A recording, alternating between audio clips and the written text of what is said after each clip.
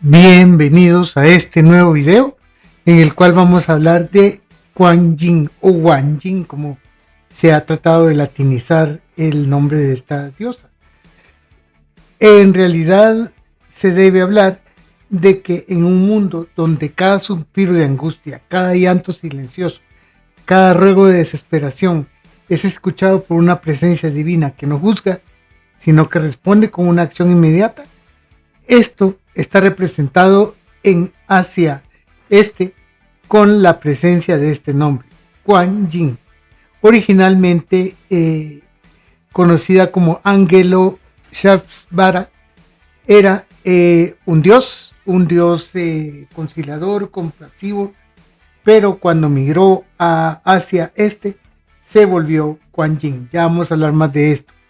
Y el nombre significa quien mira hacia abajo, quien mira a través de su divinidad, y de acuerdo a la cultura también se le puede conocer como puerta universal por la cual la gracia puede entrar, y representa la culminación de un ideal que desafía nuestra comprensión occidental del éxito y la salvación individual. En nuestras civilizaciones occidentales, el éxito es medio en cosas materiales o en otro tipo de cosas que no realmente son las importantes. Acá podemos hablar también del concepto de Bodhisattva y de Arhat, que ya lo tocamos en otro video, que el Bodhisattva es aquella alma que llegó a terminar su ciclo de encarnaciones, su rueda de encarnaciones, y puede acceder al estado llamado Nirvana. Sin embargo, escoge seguir ayudando a sus seres similares y se queda ayudando en esa forma, en forma de una semidiosa o una princesa o un príncipe semidios ayudando a las personas. Pero también está el Arhat, que es el que y sencillamente sigue su ciclo de encarnaciones, lo termina y accede al Nirvana, o sea, la máxima iluminación, sin ningún problema. Ya habíamos hablado de que de acuerdo a la región y el idioma se le llama diferente. El primero es Avalokitesvara, que es el origen de todo esta diosa o este dios, que significa el Señor que mira hacia abajo con compasión. Como ya les dije, esta deidad era masculina. Cuando llegó al Asia Este, cambió de nombre a Wan Shi-Yin, que significa quien percibe los sonidos del mundo. Pero cuando llegó a Japón, se volvió Kannon, es la que escucha las voces del mundo, también una deidad femenina.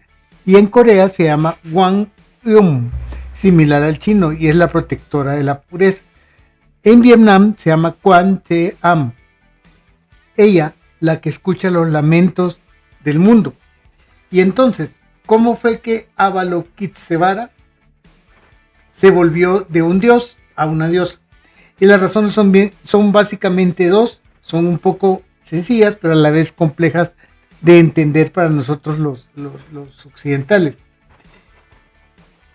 Si ustedes ven, Kannon en Japón es femenina, Kwanteam de Vietnam es femenina, y una que ha viajado por fuera que es Chenseri de Tíbet, también es una encarnación femenina, pero también es una encarnación relacionada con el Dalai Lama. Wang Eum de Corea es también una diosa, y Kuan Yin, pues que ya vimos que es una diosa. Sencillamente es porque hay una leyenda de la princesa Miao que se sacrificó por su padre y decía que para salvarse tenía que hacer un brebaje hecho de sus brazos y de su corazón. Entonces eso fue lo que hizo, ella se los quitó y sencillamente se los dio a alguien para que preparara el brebaje y su papá se salvara. Entonces esa leyenda tenía mucha relación con la idea de Kuan Yin. Entonces se unió, las dos cosas se unieron y formaron lo que es el personaje de Kuan Yin femenino. Pero también la otra razón es que más que todo en Japón y en Corea, las cualidades, digamos, que están asociadas a esta diosa son compasión, protección y pureza. En este caso, estas características son más asociadas a una persona del género femenino. Es por eso que encajaba más que fuera del género femenino que del género masculino. Vamos a hablar un poco más de lo que es la leyenda esta en la que hizo que se cambiara también de nombre. Entonces, tenemos que hablar de que en el siglo I en la India expresó su origen masculino y fue un bodhisattva y un enviado para despertar como Buda. Segundo, en la dinastía Tang, que fue cuando ya se comenzó a relacionar con las características que les mencioné, más que existía la leyenda de la princesa Miao, se unió este concepto. Y es luego de que en la dinastía Song todavía se reafirmó la identidad de esta diosa. Entonces, después de eso, básicamente se quedó como Kuan Yin. Ya habíamos dicho que el concepto básico de esta diosa es ser un bodhisattva, que es volverse una identidad, una persona, una deidad que ayuda a las personas guiándolos hacia la verdad y para que alcancen el nirvana más rápido. Se trata de crear un voto, crear una promesa que desafía la lógica del tiempo y en vez de beneficio propio, se vuelve un beneficio universal. Entonces, eso crea un compromiso que indica tres realidades. La postergación de la gloria. El bodhisattva prefiere el polvo del mundo al oro del nirvana. Mientras quede un solo ser sufriendo, él va a seguir o ella va a seguir cerca de la humanidad.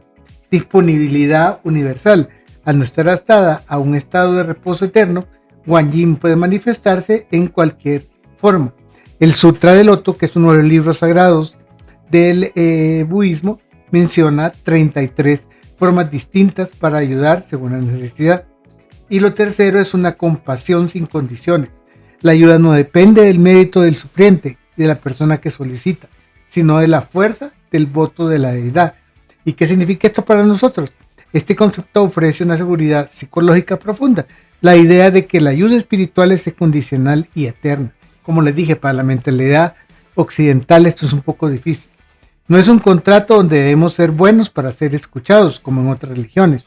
Es una promesa de campaña perpetua y compañía en medio del caos. Esta promesa teológica se vuelve tangible a través de las historias que los pueblos cuentan desde hace siglos. Otra cosa es la humanización de la deidad. Como les dije, existe la leyenda de la princesa Miao Shan, y es fundamental distinguir entre los textos canónicos como el Sutra del Loto y las leyendas populares. La historia de Miao Shan es una narrativa de tipo folclórica que permitió que una figura originalmente masculina, Avalokitesvara, se transformara en la diosa de la misericordia, facilitando una conexión emocional basada en la piedad maternal. Entonces, esto constituyó un desafío, ya que una deidad se queda como deidad ayudando a las personas. Luego viene un sacrificio. Miao Shan era una princesa que desafió a su padre al negarse al matrimonio para seguir una vida de meditación en el monte Huai. Su padre, hay varias opciones, digamos, en las leyendas. Uno dice que su padre, enojado por la ira, intentó ejecutarla, pero fue salvada por la intervención divina. Después dicen de que fue la esposa del emperador quien intentó ejecutarla, pero tampoco pudo.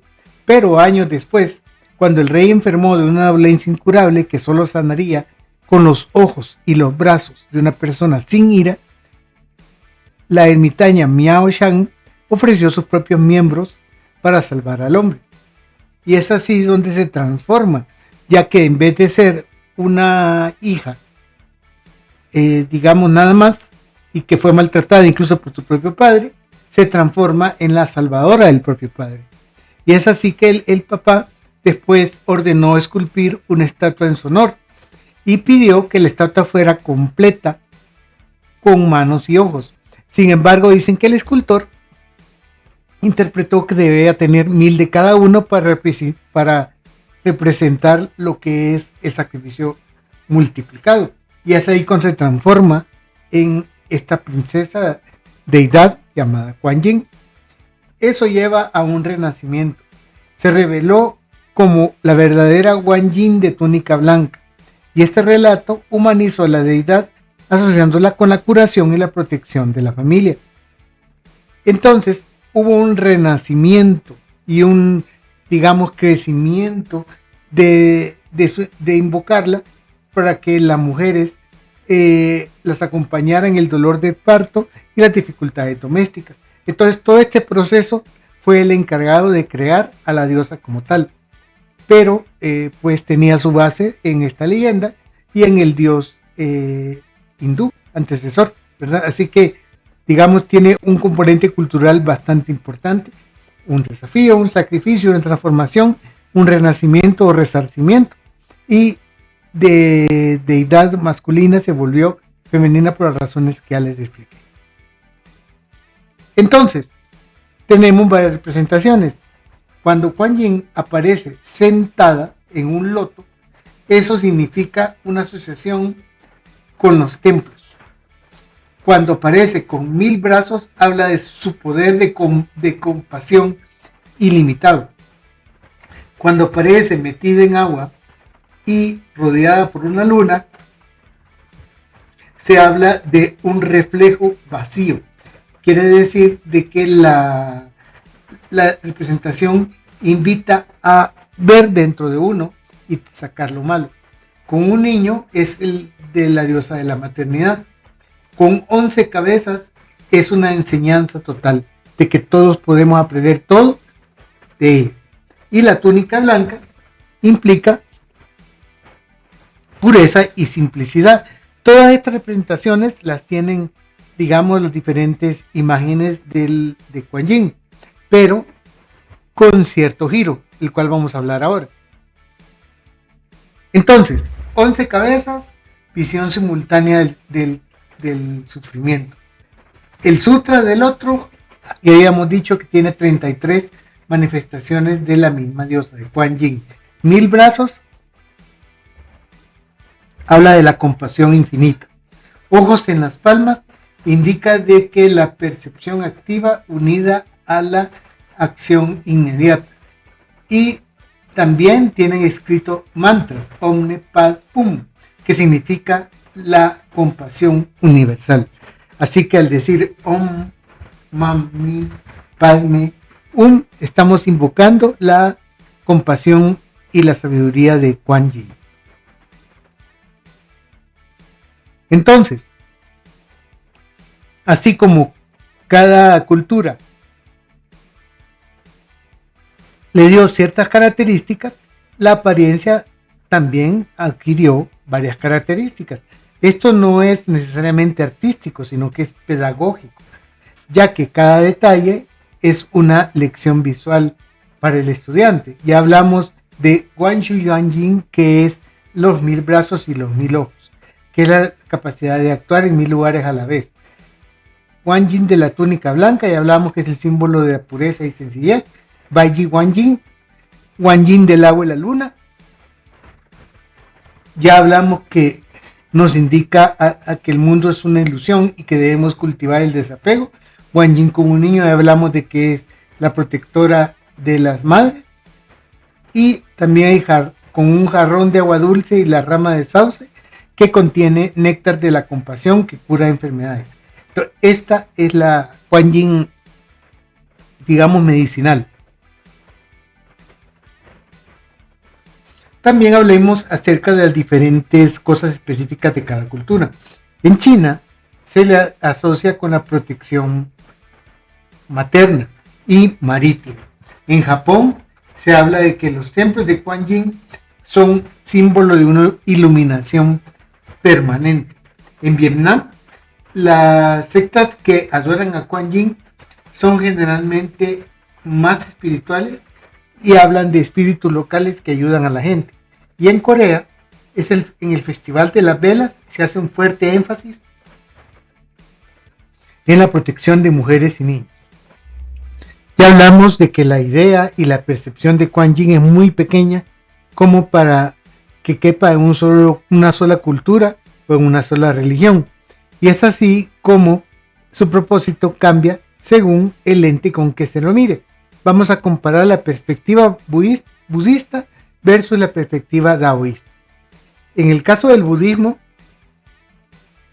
es un símbolo para alcanzar el despertar y liberar a todos del samsara, o sea, de la rueda de encarnaciones. Mientras que para el taoísmo es el símbolo natural de armonía, salud y longevidad. En el caso del budismo, la podemos denominar bodhisattva de la compasión y es la guía al nirvana. Pero en el caso del taoísmo, y esto sí se lo digo que es muy así porque yo he tenido ciertas prácticas de este tipo, es una madre celestial y madre de carro del norte, el que lleva a la iluminación. En el caso del budismo es una acción práctica y en el caso del taoísmo habla de la recitación de los divinos nombres y de la meditación. En el caso del budismo también se le relaciona a una meditación especial para comprender el nirvana, mientras que en el taoísmo se le asocia a un control de lluvias, protección en parto y magia protectora. En cuanto al simbolismo, en el caso del budismo habla de la vacuidad de los fenómenos y es por eso que es predominante en el Sutra del Corazón, mientras que en el taoísmo es como una alquimia interna, un control del fuego espiritual y el agua. Lo que, en pocas palabras, sea lo que sea que creamos, Kuan Yin es un símbolo espiritual que no es excluyente. Puede ser simultáneamente una guía metafísica hacia la paz absoluta y una protectora práctica de los marineros, por ejemplo. La tormenta generalmente se habla de una fusión con la diosa marina Masu y se dice que interviene ante las fuerzas de la naturaleza mediante rituales, los llamados rituales de los 5 truenos. Lo importante, sea lo que sea, es que entendamos que es el símbolo de una ayuda inmediata. Bien, las representaciones pueden ir desde nuestra imagen de Kuan Yin que tenemos en nuestro dormitorio hasta, por ejemplo, la estatua de Nanyang que tiene 108 metros. Aquí está comparada con el alto de la Estatua de la Libertad. Esta está ubicada en el mar de China y el material fueron 304 toneladas de cobre. Y se cree que 8 a 10 personas, 10 millones de personas le rinden tributo alrededor del mundo. Anteriormente habíamos hablado de las 108 formas en las que se puede representar el dios Avalokiteshvara, que en este caso esas 108 formas se llaman Lokeshvara. Y esto se habla en el Sutra del Loto. Pero se habla de que estas 108 formas de las 6 formas en las que nosotros sentimos, multiplicadas por diferentes formas de las cuales voy a hablarles ahorita, y también de la representación del mala sagrado, que es este que le llamamos muchas veces rosario budista, el cual tiene muchas deidades en su forma, en su mano derecha. Estas 108 métodos, 108 formas, son lo que tenemos para enfrentarnos a las 108 emociones positivas y venenos, que son las emociones negativas, como la codicia, el enojo, la ignorancia, etcétera, etcétera. Estas 108 líneas también de energía son las que van del chakra corazón al chakra número 7. Además, representan 108 sensibilidades, calculadas por los 6 sentidos, por 3 experiencias, dolorosa, neutral y placentera, multiplicados por interno, externo y finalmente por los 3 periodos, pasado, presente y futuro. Sea lo que sea, lo más importante de sacar de acá es que hay diferentes representaciones, 108. Por ejemplo, Chaturbuya, que es la clásica forma de Chenrezig, que tiene 4 brazos, o por ejemplo la Ekada Samuka, que es cuando tiene 11 caras, Jinasagara, que es una forma roja que tiene que ver con la unión sexual, y así sucesivamente. Pero recordar que todas estas 108 solo son representaciones, pero la edad es la misma. Ahora pasemos a los colores y materiales. Los colores primarios son blanco, que quiere decir pureza y simplicidad. Ya hablamos de la bata blanca, que es la representación de que es un bodhisattva.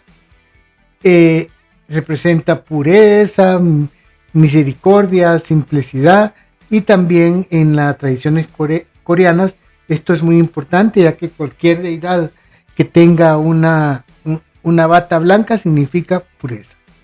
Es así de que en las representaciones que hay desde las pequeñitas hasta las gigantescas, como ya vimos, tratan de hablar de Guanyin basada en la leyenda de la princesa Miao Shan.